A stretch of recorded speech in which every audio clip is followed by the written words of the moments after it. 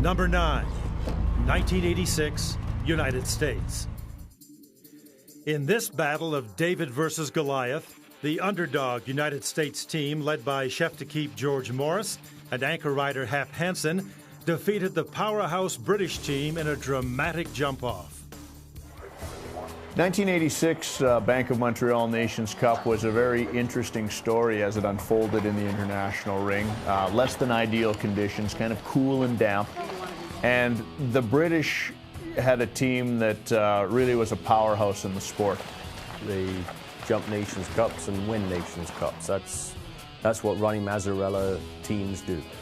At the same time, the U.S. team itself is a pretty strong team at this point in the 80s. But you've also got a bit of a fracture within their organization, the U.S. organization. They had to put a team together to go to Spruce Meadows, and pretty much last minute they put together this group of Californians. Usually we had at least 50% East Coast, 50% West Coast. That, for whatever reason, was an all-California team, and some good riders with not-so-known horses, some riders maybe hadn't had the European experience. After the first round of competition, 3 teams actually, Switzerland, the United States, and Great Britain, were all tied on 4 faults.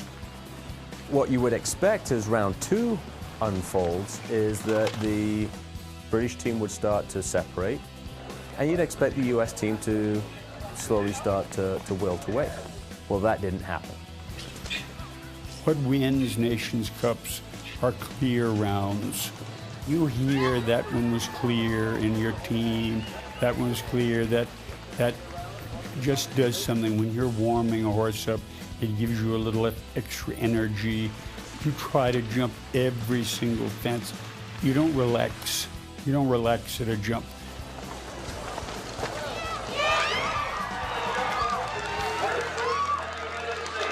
Well, I'm telling them to step on the gas because the British are going to be clean and fast. And the only way we could maybe beat them was with our open-strided, galloping horses. You're going to have to go for it. One of the interesting things about the Spruce Meadows Masters and about the scoring of Nations Cups at the time is once you went to a jump-off, all the team riders come back.